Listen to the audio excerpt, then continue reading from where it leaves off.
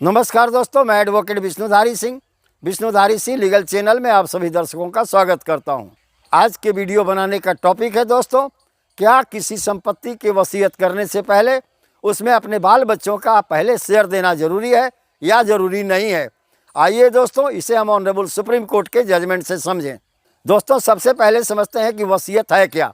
दोस्तों, Indian succession act 1925 के section 2 सब क्लॉजेज के अंदर में विल की परिभाषा दी गई है, जिस विल का हिंदी वसीयत होता है। इस सेक्शन के अनुसार दोस्तों, वसीयत वह टेस्टामेंट्री डॉक्यूमेंट है जिस पर कोई एक व्यक्ति अपनी संपत्ति का, अपने निजी संपत्ति का, उसके मरने के बाद उस संपत्ति का कौन उत्तराधिकारी होगा, या उस संपत्ति का उपयोग कैसे होगा, या उस संपत्ति का वितरण किन लोगों में किस प्रकार से होगा, इन सभी चीज़ों का वर्णन करता है दोस्तों। और इस पर अपना दस्तखत दे देता है, और उसके समक्ष में ही उसकी इच्छा के 2 गवाह भी अपना दस्तखत कर देते हैं। इस दस्तावेज को हम वसीयत कहते हैं दोस्तों, विल कहते हैं। वसीयतकर्ता को टेस्टेटर कहते हैं दोस्तों, और वसीयतग्राही को बेनिफिशियरी कहा जाता है दोस्तों, लाभग्राही। दोस्तों, इंडियन रजिस्ट्रेशन एक्ट के सेक्शन 18 के अनुसार एक वसीयत रजिस्टर्ड भी हो सकता है, अनरजिस्टर्ड भी हो सकता है, नोटराइज्ड भी हो सकता है दोस्तों, या प्लेन पेपर पर भी हो सकता है। कहने का मतलब दोस्तों कि एक वसीयत को रजिस्टर्ड कराना जरूरी नहीं है। दोस्तों, अब आइए ऑनरेबल सुप्रीम कोर्ट का जजमेंट मैं आपके समक्ष प्रस्तुत कर रहा हूँ, जिसमें यह कहा गया है कि एक वसीयत को खारिज करवाने का आधार क्या क्या है, और क्या वसीयत करने से पहले अपनी संपत्ति में बाल बच्चों का हिस्सा देना जरूरी है। दोस्तों, केस का टाइटल है Kavita Kanwar versus miss Pamela Mehta. इसका डेट ऑफ जजमेंट है 19 मई 2020। अभी 2-3 साल पहले का जजमेंट है, काफ़ी इंपॉर्टेंट जजमेंट है दोस्तों। इसका सिविल अपील नंबर है दोस्तों 3688 ऑफ 2017, 3688 ऑफ 2017। उपरोक्त केस में ऑनरेबल सुप्रीम कोर्ट ने बताया कि किसी भी बिल पर संदेह करने का कौन कौन आधार है। दोस्तों, आइए ऑनरेबल सुप्रीम कोर्ट वैसे आधार के ऊपर हम चर्चा करें जिस आधार के ऊपर में आप किसी भी बिल या वसीयत को संदेहास्पद ठहरा करके खारिज करवा सकते हैं। पहला आधार दोस्तों, जब बिल ऐसी परिस्थिति में बन रही हो जो देखने से ही पता लगता है कि यह बिल संदेहास्पद हो, जैसे वसीयतकर्ता का सिग्नेचर हिल डुल रहा है, दूसरे दस्तखत से उसका मेल नहीं खा रहा है। दोस्तों, वसीयतकर्ता वसीयत पर अपना दस्तखत करता है, हमेशा उस दस्तखत का मिलान उसके किसी अन्य दूसरे दस्तावेज से की जाती है दोस्तों। कहने का मतलब, अगर वसीयत पर वसीयतकर्ता के द्वारा किए गए हस्ताक्षर में थोड़ी सी खराबी है या हिल डुल रहा है, ऐसी परिस्थिति में वसीयत पर संदेह करने का पुख्ता आधार है दोस्तों। दूसरा है दोस्तों, जिसके आधार पर आप किसी वसीयत को संदेहास्पद ठहराते हुए खारिज करवा सकते हैं, वसीयतकर्ता की मानसिक स्थिति सही नहीं है दोस्तों। वसीयतकर्ता यह समझ नहीं पा रहा है क्या सही है और क्या गलत है, किसे संपत्ति देना है, किसे नहीं देना है। ऐसी परिस्थिति अगर किसी वसीयत से झलके या किसी मेडिकल रिपोर्ट से झलके, तो वैसे वसीयत को भी संदेहास्पद मानते हुए खारिज कर दिया जाएगा। अब तीसरा आधार है जो संदेह करने का, किसी वसीयत पर संदेह करने का, कि वसीयत में दी गई संपत्ति को वसीयत के अनुसार समान रूप से बंटवारा नहीं किया गया है दोस्तों। किसी को ज़्यादा दिया गया है, किसी को कम शेयर दिया गया है, और उसका कारण नहीं बताया गया है।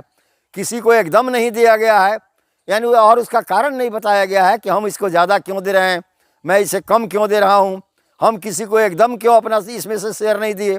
इन सब सारी बातों का कारण अगर आप वसीयत में दर्शित नहीं करते हैं, ऐसी परिस्थिति में वसीयत को यानी विल को संदेहास्पद माना जाएगा और उसे खारिज कर दिया जाएगा दोस्तों। अगला पॉइंट है, चौथा पॉइंट दोस्तों। चौथा पॉइंट है जो वसीयत को संदेहास्पद ठहराता है दोस्तों, वह है कि बिना कारण बताए आप किसी वारिसान को अपने संपत्ति से बेदखल कर देते हैं।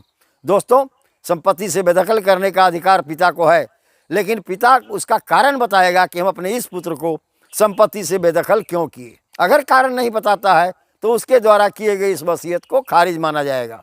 पांचवा पॉइंट है दोस्तों कि वसीयतग्राही यानी जो बेनिफिशियरी है, जिसके पक्ष में वसीयत किया जा रहा है, वो वसीयत निर्माण के समय, वसीयत बनाने के समय वसीयतकर्ता के साथ उपस्थित हो। इससे माना जाएगा दोस्तों कि वसीयतकर्ता को वसीयतग्राही ने, बेनिफिशियरी ने, जिसके पक्ष में वसीयत किया जाना है, दबाव में डालकर अपना वसीयत कराया। कानून कहता है दोस्तों, कानून का यह प्रावधान है कि वसीयतग्राही को वसीयत करते समय वसीयतकर्ता के आसपास भी नहीं फटकना चाहिए, यानी वसीयतकर्ता का वसीयत करना एक स्वतंत्र अधिकार है। वसीयतग्राही का कोई दबाव उस पर काम नहीं होना चाहिए। अगर किसी तरह का दबाव वसीयतग्राही ने दिया है तो ऐसे वसीयत को संदेहास्पद मानते हुए खारिज कर दिया जाएगा। आइए अब दोस्तों इसे ऑनरेबल सुप्रीम कोर्ट के जजमेंट से हम समझते हैं। केस का टाइटल है दोस्तों Saroja Ammal versus M Dinadayalam. Civil appeal number है दोस्तों 28 यानी 28 ऑफ 2022, 28 ऑफ 2022, 8 अप्रैल 2022 को इसका डेट ऑफ जजमेंट है। अपने इस केस में ऑनरेबल सुप्रीम कोर्ट ने अपना मंतव्य सुनाते हुए निर्णय दिया कि अगर पिता के पास संपत्ति या किसी व्यक्ति के पास संपत्ति स्वअर्जित है तो वह किसी को भी अपना संपत्ति दे सकता है। उसे अपने बाल बच्चों में बांटने की आवश्यकता नहीं है। अगर वो चाहे तो बाल बच्चों में बांटे, नहीं चाहे किसी बाहरी व्यक्ति को दे दे। यानी एक व्यक्ति जिसके पास स्वअर्जित संपत्ति है वह अपने संपत्ति को डिस्पोज ऑफ करने का स्वतंत्र अधिकार रखता है। उसमें किसी भी तरह का कोई अड़चन, कोई भी संदेह करना व्यर्थ है।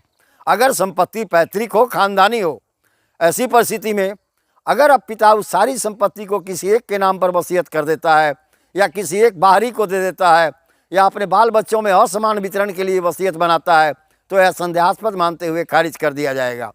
यहाँ पर यह प्रावधान ऑनरेबल सुप्रीम कोर्ट ने दिया कि हाँ, वसीयतकर्ता अपने पैतृक संपत्ति में सभी बाल बच्चों में, सभी हम वारिसों में, सभी वारिसानों में समान रूप से बंटवारा करने के बाद उसका जो निजी शेयर बचेगा उसी शेयर का वो वसीयत कर सकता है। समूचे पैतृक संपत्ति को वसीयत करने का अधिकार वसीयतकर्ता के पास उपलब्ध नहीं है दोस्तों। अगर इस तरह का पैतृक संपत्ति समूचा का समूचा किसी एक बेटे के नाम पर या बेटी के नाम पर या किसी अन्य बाहरी के नाम पर वसीयत कर दिया गया, ऐसे वसीयत को संदेहास्पद मानते हुए न्यायालय के द्वारा खारिज कर दिया जाएगा। दोस्तों, इस प्रकार आप समझ गए होंगे कि वसीयत क्या है, वसीयत के संदेहास्पद ठहराने का आधार क्या है और वसीयत किन किन आधार पर संदेहास्पद ठहराकर खारिज किया जा सकता है। ऑनरेबल सुप्रीम कोर्ट के उपरोक्त चारों निर्णय के द्वारा यह केस एकदम क्लियर हो गया। अब यहीं पर मेरा वीडियो संपन्न होता है।